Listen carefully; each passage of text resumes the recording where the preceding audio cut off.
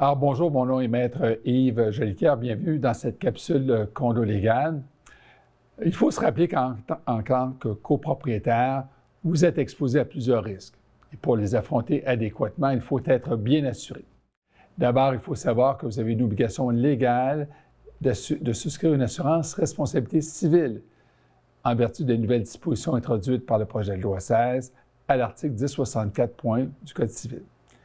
Cette assurance vous protège, par exemple, si vous causez accidentellement un dommage à un voisin, et voire même aux parties communes et privatives ou encore à un tiers. Mais l'assurance courtière ne s'arrête pas là. En courtier divise, le syndicat est responsable de l'assurance de l'immeuble, incluant les parties privatives dans leur état d'origine. C'est donc lui qui souscrit la police de base. Toutefois, cela peut engendrer une double assurance si vous assurez aussi votre partie privative contre les mêmes risques. Voilà pourquoi l'article 1074.3 du Code civil prévoit une règle claire. L'assurance du syndicat intervient en premier. Celle du courtier ne s'active qu'en second secours. Alors, pourquoi souscrire sa propre assurance habitation? Parce que cette couverture est complémentaire à celle du syndicat. 5 volets d'assurance à connaître. Rappelons l'assurance responsabilité civile qui est obligatoire depuis 2020. Et je vous répète, elle vous protège si vous ou encore un locataire ou un occupant de votre appartement cause un sinistre ayant des répercussions sur d'autres parties de l'immeuble. Elle couvre aussi les réclamations du syndicat, par exemple, lorsqu'il subit un sinistre et que son assureur refuse de couvrir une partie des dommages à cause de la franchise élevée. Donnons l'exemple d'une franchise de 100 000 $ et que vous êtes à l'origine d'un sinistre, le syndicat pourrait vous revendiquer 100 000 $, d'où l'importance d'avoir une assurance responsabilité. Rappelons aussi qu'il vous appartient d'assurer vos améliorations, en fait celles qui ont été apportées depuis la constitution de la courtier à votre partie privative. Les exemples à cette matière peuvent être des revêtements planchers, une cuisine qui a été refaite, voire même une salle de bain, ce qui ne sera pas couvert au chapitre de l'amélioration par la police d'assurance du syndicat. Évidemment, se pose la question, comment puis-je identifier ces améliorations? C'est par l'entremise de l'unité de référence qui a été consignée au registre de la propriété.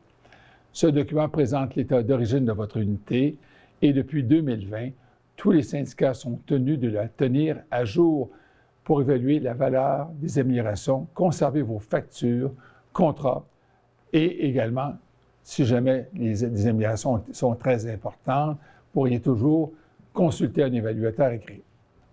Cette garantie est parfois incluse d'office dans les polices d'assurance résidentielle, souvent à la hauteur d'une ou 2-3 fois la valeur de vos biens meubles. Également, il est de votre intérêt d'assurer vos biens meubles, que ce soit les vêtements, les appareils électroniques, vos biens mobiliers, en cas de feu, de vol ou de dégâts d'eau. Attention, certaines polices couvrent à la valeur à neuf vos biens meubles, alors que d'autres sont en fonction de la valeur au jour du sinistre. Lisez bien votre contrat pour éviter les mauvaises surprises. Un élément très important aussi, ce sont les frais de subsistance. Si jamais l'immeuble est sinistré et que vous devez quitter votre logement. Alors, en pareille circonstance, l'assureur va payer vos frais de relogement temporaire, vos repas au restaurant, autres dépenses nécessaires. Cette protection, souvent appelée frais de subsistance ou frais de vie supplémentaires, peut faire l'objet d'une grande différence pendant les travaux de remise en état. Vérifiez les limites et conditions prévues à votre contrat. Elles varient considérablement d'un assureur à l'autre. On a également les garanties complémentaires contre les déficits de couverture d'assurance syndicale. C'est le cas notamment lorsqu'il y a des franchises élevées ou des exclusions importantes dans la police d'assurance syndicale. Vous avez également intérêt à souscrire ce type de police d'assurance, advenant que l'immeuble soit sous-assuré par le syndicat et cette assurance couvrira votre quote-part dans le cas d'une cotisation spéciale pour assurer la réhabilitation du bâtiment. Et l'autre élément, si vous louez votre unité, votre locataire devrait aussi être assuré. En cas de faute de sa part, vous pourriez être tenu responsable à titre de copropriétaire bailleur. En conclusion, en courtier divise, il ne suffit pas d'assurer ses biens, il faut aussi souscrire les éléments suivants une police d'assurance pour votre responsabilité civile qui est devenue obligatoire. Il est de votre intérêt d'assurer les améliorations apportées à votre partie privative, de couvrir vos biens meubles, de souscrire une assurance en cas de couverture inadéquate ou insuffisante du syndicat et prévoir une couverture d'assurance pour vos frais de subsistance en cas de sinistre.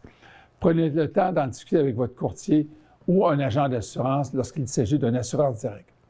Remettez-lui une copie de votre déclaration de courtier ainsi que l'unité de référence.